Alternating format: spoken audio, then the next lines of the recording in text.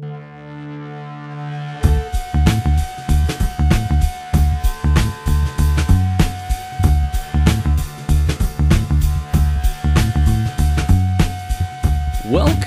to the Nightly News Podcast.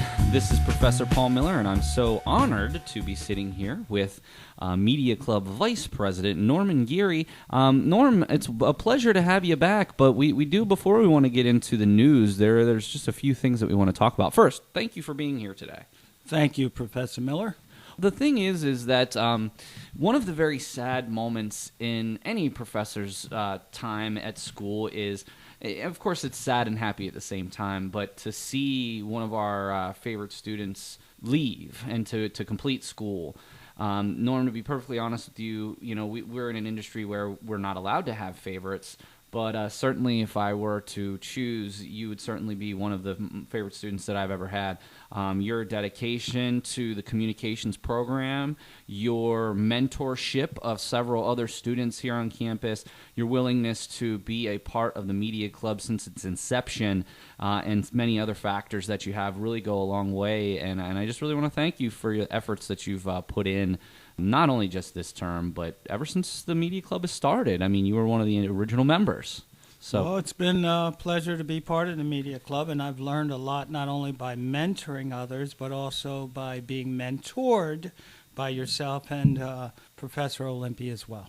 Well, that's thank you very much for saying that. It does mean a lot to me. And, of course, on the one hand, while I am going to be sad to see you go, I'm also going to be happy because I know how hard you've worked on this, and I know how it's now time to move on to that next step in your life. So I did just want to point that out, how much not only just myself, but the Media Club really thanks you for everything that you've done. Thank you. No problem.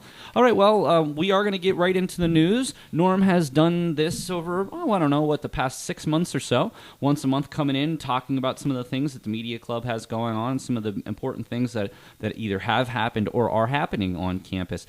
So today we have a fully packed news podcast. Where did you want to start off today, Norm? Well, I wanted to talk about the job and internship fair, and on February 21st, I had an opportunity to go to the Career Services Job and Internship Fair, and they participated in and sponsored a job internship fair by the Pennsylvania Employment Consortium, which is known as CPEC, at the Radisson Hotel in Harrisburg, which is actually in Camp Hill. And this event was well received because Mr. Hassinger, in speaking to him, had said this is a consortium of 18 different colleges and universities, and we get employers to come to this event who would not come to one individual campus. The one thing about that, Norm, and I've in my classes, and I've worked with Mr. Hassinger ever since I started here at Central Penn College, and one of the things that he always pointed out to me, because he comes to some freshman seminar and college success seminar classes I have, this is the largest opportunity for our students to participate in something like this. Just as an aside, can you give me some ideas of some of the employers that you focused on? Now, I know some of the employers that were there, but who are some of the employers that you had the opportunity to meet while you were there? Well, when I did my walk around, I focused in on state and federal jobs. Okay. So I had an opportunity to talk to federal agencies and state and local government. One of the interesting things that I don't think enough people think about is the amount of state and federal jobs that are available for our communication students. And the reason that I point that out is because a lot of times when things are done at the state and federal level, there needs to be proper communication to people that are going to implement those changes. Because you have to understand, a lot of the things that need implemented from even a state perspective need to be done at the local level, so there needs to be that communication. So to be honest, I think looking for state and federal work might be certainly an avenue that you might be able to find some potential. I know you talked to some students. Do you have? What were some of the impressions from some of the students that you ran into?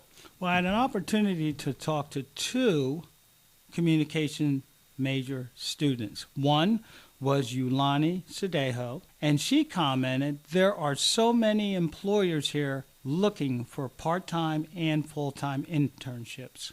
I was overwhelmed. I mean, that's an interesting thing that you want to take a look at is how do you go about approaching, and maybe there is no right and wrong answer. I think maybe Steve can give you some feedback, but when you walk into a venue and there are, upwards of 100 employers in one place, it can be overwhelming. What were your first impressions when you walked? Was this the first time you were at the CPEC job fair? Well, this would be my second one. I was overwhelmed when I went to the event because they had 89 of the 100 targeted employers at this event.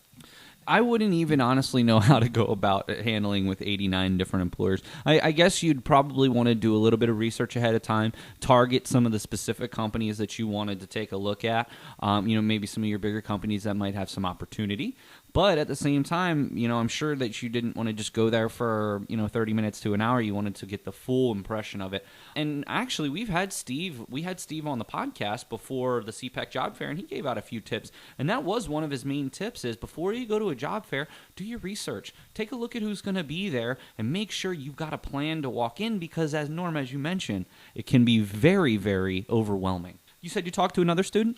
Yes, I also spoke to Sherry Long, and Sherry is the Central Penn Nightly News Media Club president. And Sherry said it was a great experience to show my resume to recruiters and to get feedback. I know Steve was extremely pleased with how things went. Fortunately, this year, unlike last year, it didn't snow. It was actually a nicer day out. But what did Steve, I know you had a chance to run into him. What were his impressions from the job fair? Well, Steve had mentioned that he was very pleased at the vendor turnout. And they reached their target because 89 of the 100 employers had participated in the job fair. Well, and certainly just for future reference, guys, anytime there's a job fair off campus, the Career Services Department always tries their very best to arrange some type of transportation. So please do make sure if you're interested in going to a future job fair that you reach out to Career Services and ask for that transportation. Well, Norm, so let me ask you, did you get any positive leads? I got 3, matter of fact. Wow. There's 2 state agencies and 1 federal agency that I'm looking to do some follow-up. So I'm actually pleased that I was at the job fair. Well, and please also make sure that you're working with Career Services as well. In my personal opinion, that's where I think a lot of our students really miss out on an amazing opportunity is that they don't take the chance to talk with Career Services, get their resume down before they leave school. And then, kind of once they leave school, it's out of sight, out of mind, unfortunately. So please make sure that you do follow up and work with Steve on this one. Well, I'm glad you mentioned that, Professor Miller, because I talked to Sherry Long today, and Sherry Long had mentioned that she received an internship from the internship fair, and she's working closely with Mr. Hassinger, and he helped her with her resume and some of the follow-up as well. Awesome. And you know what? This is just wonderful, not only for our department, but for the entire school, for the opportunities that they have with CPEC Job Fair. That's going to be every February. So keep your eyes out next February for the CPEC Job Fair. We also do have a job fair here on the Central Penn campus coming up in the next couple of terms. Okay, Norm, what's the next story for the news podcast? Well, I wanted to bring up how successful the open house was and how busy the Nightly News Media Club has been with podcasting. One of the things that I thought that obviously we were so pleased that we were able to be joined by many guests. We had over 30 guests while we were here, but we also got to do some really unique things. I was sort of housed in the studio during the open house, and I got everybody that came by just to record a quick station ID so we can use those in future podcasts. Even so far, just since we've been in the new studio, we've been able to put out with much more and much greater frequency the podcasts. I'm still hoping, keeping my fingers crossed, that we can eventually get to the point where we're putting out one podcast with 2 segments every week. But it is a challenge to develop all that content. So again, if you're listening out there and you're interested in doing a podcast of some type, I do encourage you to reach out to Paul Miller at centralpenn.edu and give me your ideas, and we'll figure out how to get you on. Let's talk a little bit more about this open house, Norm. Well, with the open house on February 9th, the Nightly News Media Club had a successful open house, and since this event, we've really been busy in our new home. Some of the events we discussed in the podcast, we had Adrienne Toman, the activities director, and she was discussing her calendar of events. Sky Zone was one of those on February 23rd, and that also was followed up by the Oxymorons at the Improv Comedy Zone. And what's unique about this, the Improv meets the second Sunday at the Appalachian Brewery. And this is a way for students to enjoy comedy. And it's, even though it is that the Appalachian Brewery, certainly anyone that's ever been there knows it's also a family-friendly establishment. And in addition, Adrienne does provide transportation for the kids as well. And our other guest was Janet Bixler. Professor Bixler, who handles the theater, she's the theater director, talked about her theater production, Memory, Monologues, A Rant, and a Prayer. And this performance was held at the Central Penn Campus Capital Blue Cross Theater on Thursday, February 16th. And the proceeds of this production went towards a great cause, and many of us are not familiar with Randy House, but this is an organization that has a mission of Randy's House of Angels, and it is a healing place for children who are exposed to or are victims of domestic violence. I can actually say I was fortunate enough to, first of all, we want to thank Janet and Adrienne for coming on our very first podcast that we had here. But one of the things, and you were also on that for the last newscast, one of the things that I wanted to make sure that I did was my mom and I actually went down to the show, and we were very impressed with the professionalism of the students and certainly all the other faculty and staff that were, and even community members who were a part of this. You know, when you talk about domestic violence, it is a subject that can elicit a lot of different types of feelings. I had mentioned on a previous podcast that one of the reasons that I was so interested in going over there is because earlier in my life, unfortunately, my mom was a victim of domestic violence, and obviously I was a part of her life at the time, and it was difficult for me as well. So I'm very pleased that we were able to have this on campus. It was extremely well attended, Norm. They raised a considerable amount of money for Randy's House of Angels, and we're just so happy to support what they are doing here in the local community. And certainly we're happy to support what Janet's doing down at the theater.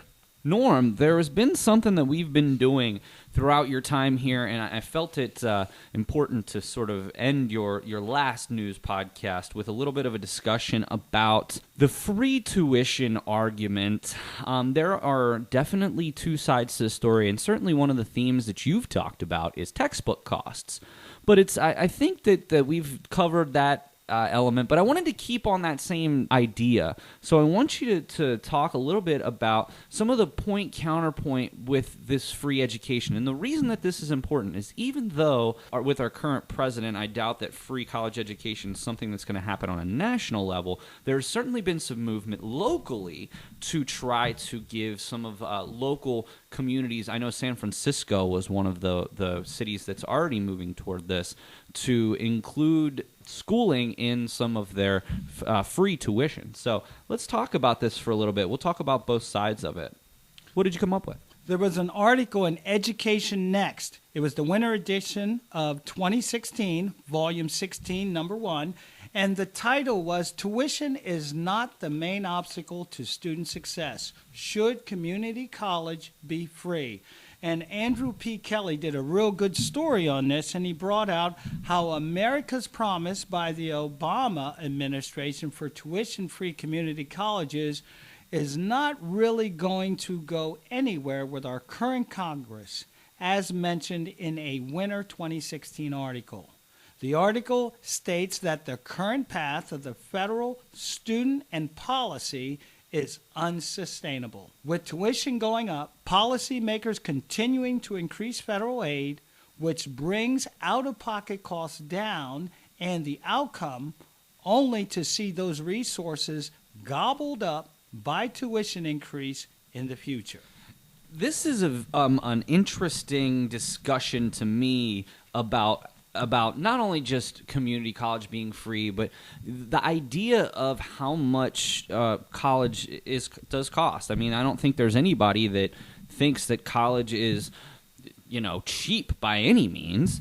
But I think some of the arguments about including it as part of an American right is a little bit different of a conversation, and I think that that's one of the conversations that does need to be had. I mean, yes, on one hand, you've got accessibility and affordability, but on the other hand, I don't think there's really been any kind of studies done that shows that if people get free college tuition, that they're going to do any better. So that's the thought process is, okay, well, a lot of people can't afford college, but just free college doesn't necessarily ensure student success. Advocates are saying, since the feds control the purse strings, we should move away from the market and towards a model where the Fed fund public colleges directly. So basically what they're saying is instead of you having to take out financial aid and then having to pay it back,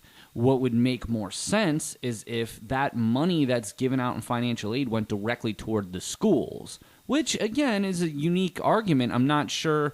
I mean, obviously, there would be a lot of things that would have to go into that, but I think it's interesting. One of the things that's always troubled me, Norm, and this is something that I talk about in my college success seminar class, is toward this time in the term, every single term, I talk a lot about how important it is to understand your financial aid. And one of the things that I did in an exercise actually last evening was we took a student loan calculator and we talked about how, let's just say, however much it costs you to finish a degree, right? When you're done paying off that loan, you end up paying, depending on how long your repayment terms are, of course, about 1.5 times actually what you borrowed. So the troubling thing here is, yes, our federal government is helping many people go to college who would not otherwise go to college. So don't get me wrong there. I took student loans out myself to go to school. I totally understand the need for it and the value. However, they are making a profit off of people going to school in interest. So that's my biggest issue, is that if they instead just invested that money directly into the schools, that could be a considerable help and could reduce tuition. What were some of the other arguments? Well, there are two advocates with this discussion. One is Sarah Goldrick, and the other one is Nancy Kendall in an article redefining college affordability. They had mentioned placing a power in the hands of the consumer with all the constraints that hamper their ability to make a rational investment fails to hold colleges accountable. So it's kind of supporting what you just said. And this particular article is just trying to stress that the system that we have right now is not working and there needs to be a solution. And unfortunately, with our current, regardless of where you stand on our current president, I don't believe that anything is going to be solved during his 4 years in office and potentially up to 8 years of office if he would win a re-election. So I kind of just think it's just going to be business as usual for the next couple of years until, maybe a different person comes in office. What are some of the other things, as far as some of the other objections, what are some of those? Well, the main objection is advocates are saying the Obama administration plan is flawed. What did they say first? Most low-income and middle-income students already pay no net tuition to attend community college. What are they saying second? Free community college can lead to students to undermatch, and that means that would lower their odds of completing their degree. And then third, Washington cannot regulate the success of a community college. And then they bring in the fourth objection saying, with a combination of tuition caps and direct public funding, this could lead to rationing. And then they concluded by saying that they say a free public option would lead to stiffening innovation and competition. Basically, what they're contending is several things. The first of which being that part of the motivation for students to be successful at college is because they know they have to pay back their money. In fact, according to the U.S. Department of Education, anybody who does not complete school is nearly 20% of those that don't complete school default on their student loans. So what they're saying is that if we would just, as a country, give everybody from certain income levels free schooling, that they wouldn't necessarily see the importance of finishing their school. In the same way in high school, if somebody drops out of school, they don't have any money to pay back. So unless they would come up with something that says, yeah, you get to go for free if you finish, but if you don't finish and have to drop out, then maybe you have to pay some of that money back. That could be potential. And certainly the thing is, too, just at the community college level, can you imagine the influx of new students, the need for increased infrastructure, whether it's new classroom buildings, parking lots, security? I mean, you're going to influx thousands or tens of thousands of new students onto a campus that many of our community colleges are already stretched pretty darn thin. So I think that while in theory giving free public education in higher ed could be and maybe eventually will happen, I just don't know that the way that we've set things up right now is going to make it conducive to do that. And unfortunately, I don't know that the community colleges are ready for that step either because of the changes needed in a short period of time. So this would be something that I don't foresee happening for quite some time, but still very interesting to think about and talk about nonetheless. We'll be right back with Norm and Romeo Azandakan, so stay tuned. Hey, this is Sai Pinthong. Thank you for listening to the Nightly News Podcast. Welcome back to the Nightly News Podcast. Norm, such a pleasure to be involved with you here on your final podcast here with the Central Penn Nightly News. Because it was your last podcast, we decided to get one of the most influential people here on campus, somebody who's proud to join you to wish you a happy send-off, Romeo Azandakan. I'm really glad, Professor Miller, we have a special guest, Romeo. And Romeo, can you just tell the campus a little bit about what you do on Central Penn campus? I'm glad to be here, Professor Miller. My name is Romeo Azandakan. I'm the Chief Diversity Officer here at Central Penn. So my responsibility on campus is to run the Office of Diversity and Global Education and the services that come out of that office, really pertaining to multicultural affairs, international student support, and then our global education initiatives. So glad to be here. Thank you, Romeo. Can you tell us a little bit about the African American History Luncheon that we had recently? It was a great event. Sure, absolutely. Yeah, it really was. It was one of our annual marquee events here on campus during Black History Month. We celebrate the contributions of African Americans and the events of the African diaspora. And this year, the luncheon took place on February 16th. It was a great turnout. Probably over 152, I believe, were in attendance. Wow, that's fantastic. Yeah, it's a pretty big group. Usually it garners a big audience because it's a luncheon and there's a lot of food. And, usually we have multiple types of presentations that really are interesting. Food never hurts, but right. Honestly, I think that was the least of everyone's concern. Right. That day. Even though I heard the food was fantastic. Yeah. So, but yeah, it's a great event. Black History Month is sort of misunderstood in its context of how it's applicative to this American story, this American narrative that we have. It's not restricted to just 1 month. It's just that we identify the month to celebrate the contributions. I always tell my students when I was in the classroom that Black history is technically world history, because the diaspora impacts every part of the world. So we kind of make sure that the theme within the luncheon really garnered inclusivity and helping everybody understand that you're a part of this journey too, in one way or another, in terms of Black history and how it relates to the American narrative. So this year we had a keynote speaker, Mr. Brandon Flood. He is the executive director of the Legislative Black Caucus here in Harrisburg. Interesting that you bring that up, because I just actually had the opportunity to meet Mr. Flood last Friday. Awesome. I'm actually overseeing and teaching the internship with one of our students here on campus, and he actually is interning with Brandon. Yeah. I actually had the opportunity I did a site visit, went down, and I said to Keith, when I walked in and I saw him, I said, Keith, you've got the nicest office of any intern here, because you get to walk into the beautiful office building downtown. And Brandon couldn't have been a nicer person. Talked to me a little bit more about what his office does. But he has explained that Keith really had an amazing opportunity and has certainly cashed in on it. And I kept telling Keith how important it was that he was able to have such an influential person be his boss and think so highly of him. So Brandon was a great guy. Awesome. And tell us a little bit about his speech. Yeah, so Brandon, like I said, a really impactful person here in the Harrisburg region. Really interesting journey in terms of how he ended up being the executive director.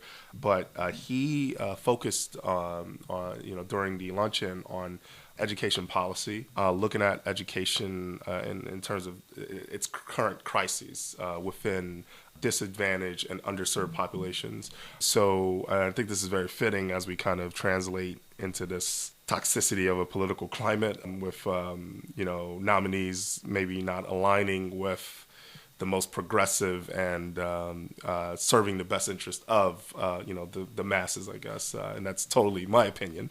But certainly his speech really focused on how it's important that we focus on education and making access available to everyone, all groups of people, and why it will impact us in the future if we do not. It'll impact our society in ways that we may not be thinking about right now. But we have to have an educated society, and right now, those who are in the underserved populations, inner city, K through 12 is always a big issue. But even higher ed now, in terms of access, there's certainly a crisis of not enough students going into post-secondary education. So just kind of putting the responsibility on everyone to kind of play their part, and that why this is not just the problem of other people. It's our collective problem. While you bring that up, one of the things I'm hoping to go on and pursue my doctorate degree, hopefully within the next year. And one of the things I'm already thinking about what I'm going to do my dissertation about. Mm-hmm. And one of the things that I've done a tremendous amount of studying and researching on is the digital divide. Mm-hmm. If for you or if anybody out in the audience is unfamiliar with the digital divide, there are certainly two ways to look at it. You can look at it in a global sense and how there are many developing countries who don't even have any access to technology. Mm-hmm. But we can also look at it in our own country. And while I'd say most everyone's got access, mm-hmm. whether it's to go to a local library or to own a smartphone, many of the individuals in lower socioeconomic categories, regardless of race, are having trouble keeping up because they can't afford technology. Right. And I'd like to give you an example. My daughter in high school right now, every night she's got an online assignment. Mm-hmm. What would happen if she didn't have access to the internet or couldn't, or our family couldn't afford the internet? Right. And unfortunately, this happens far too often in our country. Right. I actually am in the belief that the internet should be regulated by our government and should be treated as a public utility in the same way that electricity and water is, as opposed to the monopolies that exist between basically Comcast and Verizon for internet and the cost. Yeah. I actually was just doing some research for my class. Just an internet package at the lowest base rate on Verizon is nearly $70 a month. Mm-hmm. Yeah. And it's very troubling to me because in a world, especially in a country that has such a reliance on technology, if we don't provide the same amounts of equal technology access to people, how are they ever supposed to pull themselves out of the lower socioeconomic classes? Right. Absolutely. Professor, I couldn't share your sentiment more. I think one of the things with technology is that it is always moving, but it is also possible that people will get left behind in terms of learning how to use it. And forget about just having internet. How about having a computer? That's certainly one of those things where I think in this technological age, there's this emergence of MOOCs, massive online classrooms. Sure. So the world is shifting in that direction, but it doesn't mean that it has caught up in terms of opportunities for everyone to be able to kind of tag along. So I think it's absolutely important in terms of what you just said, for us to really think about how do we provide access to everyone in terms of digital content. Piggybacking off of your comment, a lot of college campuses are now going to online books to lower the cost of education. And without having a break in that digital divide, college students who are already stressed to the limit with low cash, how are they going to be able to take advantage of the tools that colleges are providing for them to make it more accessible and affordable for their education as well? So I didn't mean to interrupt your thought, but I wanted to just, piggyback that. That's a great point. And luckily here at Central Penn, I know that our students are able to rent out tablets. They're able to rent out laptops. The foundation has just donated the new set of laptops for the library for students to use. And these aren't 24 hours. They can actually take them and register them out for longer periods of time. So, but we're doing that here. That's not the case at every college, but even in that context, it's still when the library's closed or when you can't get to the lab or you're home or whatever the case may be. How are you going to do that assignment if it's online? How are you going to get the books that are online? So definitely a significant topic to kind of address. Well, and I appreciate going off on that little aside there, but honestly, we from the Media Club, I'm sure that you're somewhat relieved because I know that you put a lot of time and effort into this, but from everything I've heard from you, from others, it was just an unbelievable success, and it's something the campus looks forward to each and every year, and we were honored to have Mr. Flood come down there and be the keynote speaker. Yeah. So the event was really well. It is not just me that puts that event together. Of course. I know. I got to give a shout out to the Diversity Committee and members of the Black History Month Luncheon Committee. It's a subcommittee under the Diversity Committee. Helped out with the planning, contacting the presenters. This year we focused on art and culture, and I spoke earlier to students about the importance of art and culture and how it kind of molds identity. And really, I think the luncheon really focused on that. We had Jason Reed, who's with Reach USA, who's an incredible contemporary dancer. We had a live art show. So Takia Muhammad actually was painting a portrait while the event was going on. And Emily Reed, who works in the library, actually won that with our raffle. But then really interesting, we had Open Stage, the theater company, come and do a kind of monologue style presentation of their play that's happening right now. And Janet Bixler, our theater director, just took some students last weekend to go see that play. So it was really kind of artistic in nature and kind of eclectic.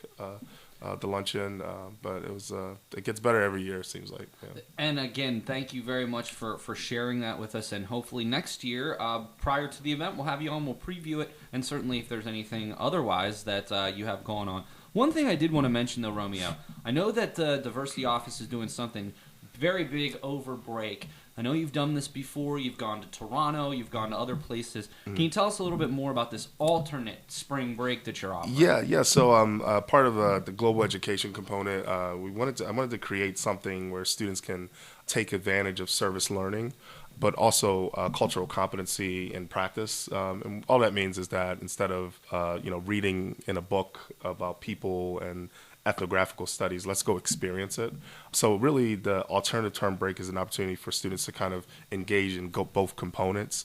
So we have been going to Toronto. Toronto is it is actually the most diverse city in the world. A lot of people think New York City or Paris, France, but actually they fail in comparison to Toronto. 92% of the population is from somewhere else. That's almost unheard of. The alternative term break is open to all students to apply to go.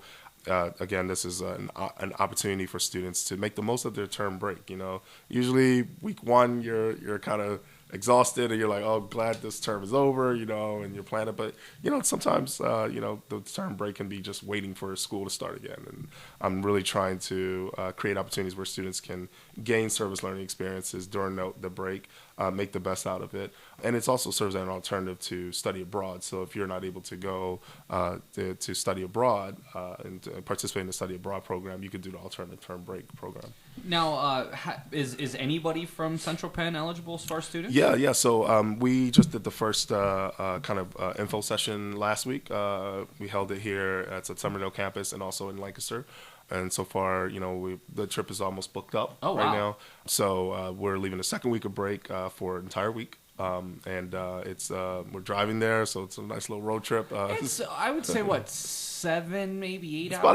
about 8 hours. But, Because I used to go to Slippery Rock, and from Slippery Rock, which is just south of Erie, it was still another 3 hours. Now, Right. we had to kind of go around, whereas Yeah. from Harrisburg, you could sort of just go diagonally. Yeah. But hey, 8 hours, that's not too bad to be able to go to another country. Right. That's not bad at all, So great opportunity for our students to really, again, this year, the trip is going to be really, really awesome. So just some highlights of what the students are going to experience. We're talking about environmental sustainability. So they're actually going to do a rooftop garden in Toronto. They're going to help kind of put together a rooftop garden every year. The Dundas building actually has a rooftop garden where they set up the garden and, looking at environmental sustainability within like a metropolitan city. This year I have the students going to a refugee center, and they're actually going to meet Syrian refugees and those that have actually lost members of their family. That's going to be an experience that's going to be heavy, but it's one of those things where I think students are going to really, really kind of engage in this conversation about, what's happening right now in this country in terms of refugees and the different perspectives and ideologies around, allowing refugees to come and, actually how about now have a conversation with a refugee. So this is part of the ethnographical kind of assignment where students are going to speak with Syrian refugees and talk about their experiences. How did they come here? What was their life before? What are their expectations? Those kind of things, to really have a dialogue and brings a little proximity to the events that are happening around the world. So those are some of the highlights. And then also a lot of other community service-oriented things that we're going to do that week. So the students get service hours for doing this? Yes. You can get up this. Usually I try to get up to 10 hours for the trip. Pretty incredible. That's pretty significant. Yeah, Yeah. absolutely. So we've done food bank.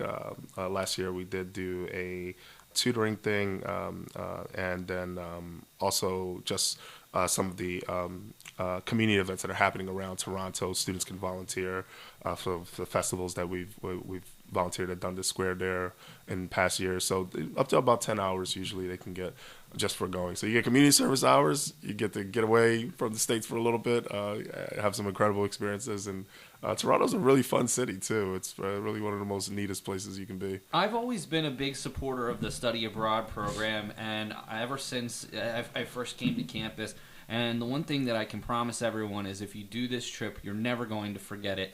It'll be something that sticks with you and maybe change the rest of your life, depending on how involved and immersed you get. Yep. Romeo, is there let's say somebody's listening today, wants to get involved in the alternative term break, how can they get in touch with you or register?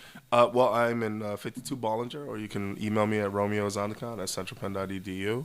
Make sure one of those two modalities to contact me. Again, this year's trip is pretty much booked up.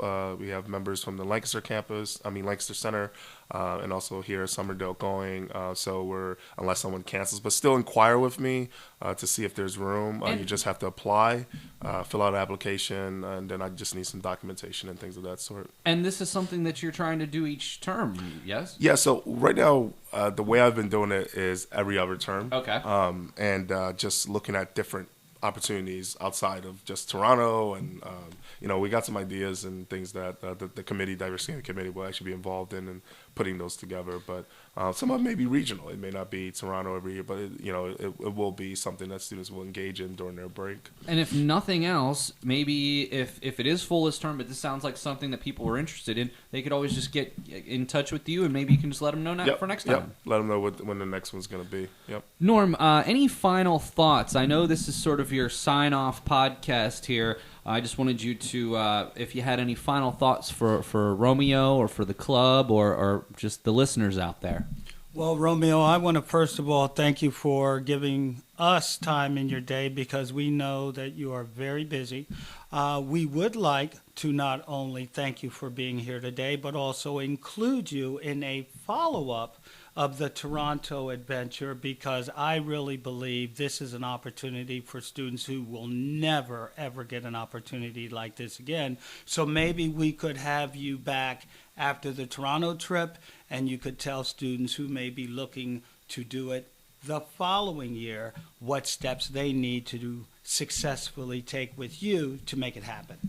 Right. Awesome. Yeah, absolutely. And I appreciate being here. And I'm never too busy to sit down and have a conversation. We can never let ourselves get that busy. I know we went through a couple of reschedules to get here, but it's mainly on my fault. The Office of Diversity and Global Education page, Facebook. Look that up. We're gonna do like live updates, feeds, during the trip, so students will definitely be able to engage and see what's happening, what the students are doing. One of the things that everybody's gonna be doing a little video kind of docu-video type of thing during the trip, and they're going to have to post it, particularly when they interview the Syrian refugees. So there's a little bit of opportunity to kind of see what's happening and get a feel. Wow, that's a pretty neat experience. Well, yeah. Romeo, again, thank you so very much for joining us today. Norm, I got to give you a lot of credit. You have absolutely done an amazing job. Your professionalism is off the charts, and you will be missed by the Central Penn Nightly News. I'll be missed, but I will also be missing you guys as well, and I hope from time to time to peek my head in to see how things are going. Well, we've been looking for a sort of alumni correspondent as well to maybe once you get that job with the state, talk about some of the things that you did in maybe your final couple of terms that really made a difference to making that transition to the next stage of your life. So maybe we can keep on you about that. Thank you, Professor Miller. Norm, thank you for being one of the founding members of the Media Club, always showing the dedication that we try to instill in you. It's been an absolute pleasure to have you guys here today. Romeo, thank you so much for stopping by today. Right. No problem. And Norm. Thank you as well. Best Thank of you, luck everybody. to you, sir. So for